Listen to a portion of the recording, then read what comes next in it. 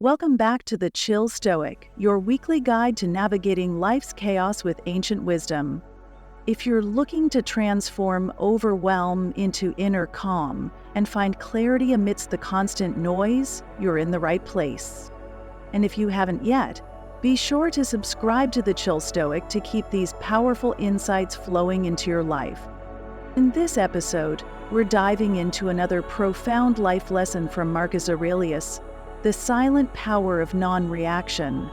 It's about recognizing when to hold your peace, when to choose silence over impulse, and how that choice becomes your ultimate strength. Let's uncover this powerful secret. Most of us are conditioned to have an opinion, to weigh in on every headline, every debate, every unfolding drama. The modern world, with its relentless flow of information, trains us to believe that silence equals ignorance, that not posting your take means you're simply not paying attention. We feel an inherent pressure to respond, to engage, to declare where we stand every time the world dangles a spotlight in front of us. But this constant external pull comes at a significant cost, often silently eroding our internal peace. Marcus Aurelius, ruling an empire rife with political tension, betrayal, war, and deep social division, understood a profound truth.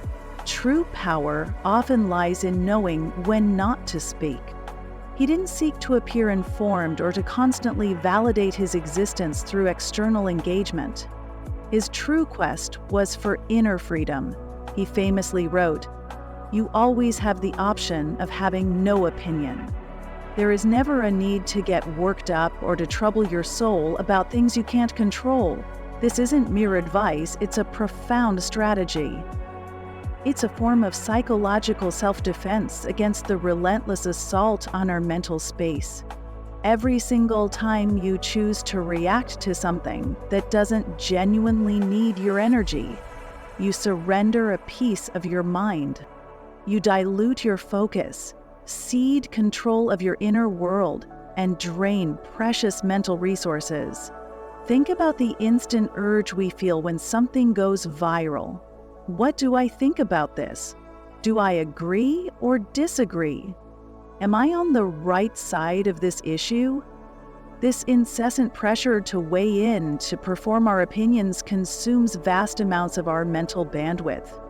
It costs you clarity, it costs you peace, and most importantly, it distracts you from the only thing you can truly control, your own behavior. The eminent psychologist Carl Jung once observed, "Where wisdom reigns, there is no conflict between thinking and feeling." This profound harmony, however, only materializes when we pause long enough to observe our own minds before impulsively jumping into the fray. Not every fleeting thought is worth expressing. Not every single issue demands your immediate take. And certainly not every moment requires you to take a public stand, especially when that stand is driven more by a fear of judgment than by genuine conviction. This practice isn't about apathy, it's about meticulous discernment. Marcus wasn't passive, he was remarkably deliberate. He possessed a finely tuned ability to filter what entered his consciousness, training himself to instinctively recognize which matters deserved his precious energy and which were merely distracting noise. Noise often feels urgent, it clamors for your attention, begs for a reaction, but rarely offers anything of substance in return. Wisdom, on the other hand, quietly waits. It observes, it sees the storm, but it does not step into it unless it is absolutely necessary and aligned with its deepest principles. Consider Aristotle's observation: to avoid criticism, say nothing, do nothing, be nothing.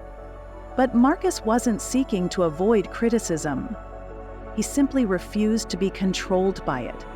He didn't speak merely to be heard. He spoke when his words served the moment, when they aligned perfectly with his core principles, and when silence would have been a form of dishonesty. And that's the crucial distinction. Silence isn't weakness when it's chosen from a position of inner strength. It only becomes weakness when it's employed as a means to hide or evade. We've all experienced those moments. Someone says something deeply offensive, clearly out of line, and we impulsively jump in. Yet afterward, a profound exhaustion sets in. Not because we stood up for something important, but because, deep down, we instinctively knew our reaction wasn't born of clarity or principle. It was a mere reflex, fueled by ego or the primal need to be perceived as right. Marcus painstakingly trained himself to question that very impulse. His aim wasn't to suppress his voice entirely, but to elevate his character, ensuring that his responses were always a reflection of his highest self. This wasn't a theoretical exercise for Marcus, it was intensely practical. As the most powerful man in the world, he daily confronted relentless flattery, insidious betrayals, monumental crises, and sophisticated manipulation. But instead of being perpetually caught in the whirlwind of politics and overwhelming emotion, he consistently returned to one guiding question: is this worth my peace? This single question, is this worth my peace, possesses the remarkable potential to save you countless hours of stress every single week. Imagine seeing a provocative post online that instantly bothers you. You feel your fingers itching to type a scathing response. But pause, ask that question: is this argument truly worth my clarity? Will this comment genuinely bring understanding, or merely fuel more division? We've been subtly conditioned to equate engagement with value, to believe that if you're not actively responding, you're somehow irrelevant.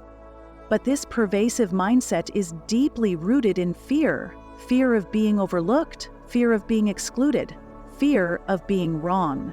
Stoicism teaches us a liberating truth. Relevance isn't measured by how loud you are, it's measured by how deeply centered you remain. When you consciously choose not to weigh in on every triviality, something unexpected and profound begins to happen. You start noticing more, truly hearing what people mean beyond their words. You begin to perceive the underlying patterns behind recurring problems. You gradually learn to respond from a place of genuine wisdom rather than impulsive emotion. This isn't detachment, it's a heightened form of awareness. It's the profound ability to sit in quietude, to truly listen to life's subtle nuances before adding your own voice to the already cacophonous mix. Socrates, in his unwavering commitment to self-acknowledge, was famously quoted as saying, "I know that I know nothing." This wasn't a declaration of defeat. It was a profound act of liberation.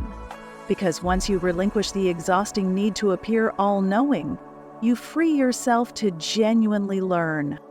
And real, transformative learning always begins with silence. This silence, at first, can feel profoundly uncomfortable, especially when everyone else around you is shouting, but grant it time. Allow it to deepen within you, to gradually become your default mode, observing first, then choosing. And choosing not by fleeting impulse, but by your deepest values. What's truly important to you? What do you genuinely stand for? What truly matters when all the distracting noise eventually fades? Marcus wasn't attempting to escape life or avoid its challenges. He was striving to engage with it more wisely and effectively.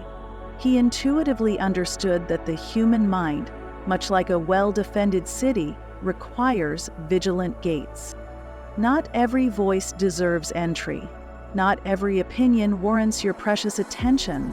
And certainly not every emotion demands an immediate, unchecked reaction. This deliberate mental gatekeeping, this conscious choice to pause before reacting, is the foundational act that cultivates inner stability and tranquility. It's easy to mistakenly equate silence with indifference, but the Stoics perceived silence as a formidable strength. They deeply grasped that not all battles are worth fighting. Some are mere distractions disguised as purpose. Some are emotional traps designed to ensnare you. Some are just chaos actively seeking company. And if you are not meticulously careful, you risk becoming precisely what you are trying to escape, part of the pervasive noise. Consider the immense amount of energy we often squander trying to defend our identity, to meticulously explain ourselves, to perpetually prove that we are good, moral, thoughtful, or intelligent. But here's a hard truth Marcus lived by.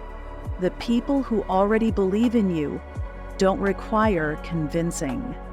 And the people who are firmly committed to misunderstanding you will not be swayed by any argument, no matter how eloquent or logical. So what if you simply stopped trying? What if you allowed your consistent actions to be your defense? What if you permitted your inner peace to speak for itself, a testament to your unshakable core?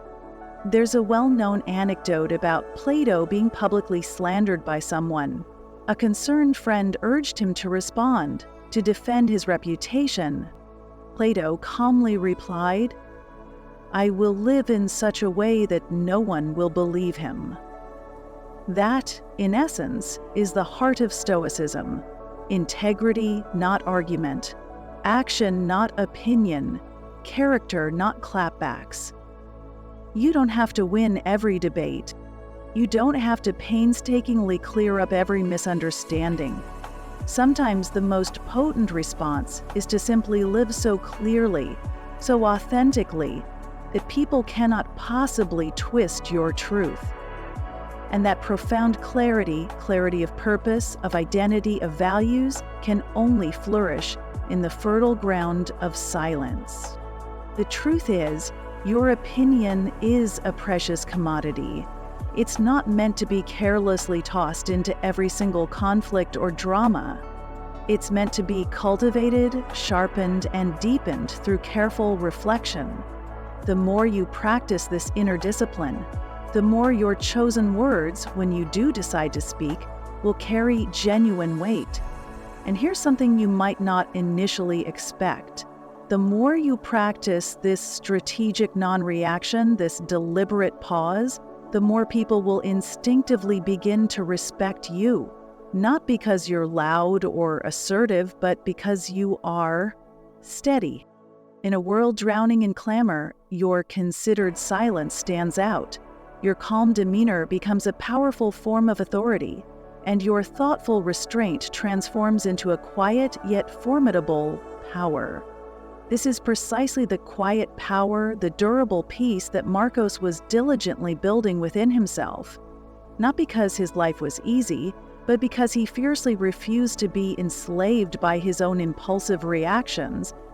So the next time you feel that familiar urge to weigh in, to impulsively jump into a debate, to prove your point, or to immediately set the record straight, pause, breathe, and then deeply ask yourself, is this noise, or is this truly necessary? Am I being pulled, or am I consciously choosing? Because that intentional pause might just be the most profoundly stoic thing you do. And that fundamentally is the core lesson here. Silence is not the absence of a voice. It is the powerful presence of strength. It is the invaluable space between a stimulus and your response, the fertile ground where your freedom lives and where your deepest peace patiently waits. So, no, you don't have to weigh in on everything. You don't have to have a take on every fleeting event. You don't need to stamp every single moment with a definitive label or opinion. What you truly need is a mind that is free. Let that freedom be your ultimate power. Let that freedom be your unshakable peace.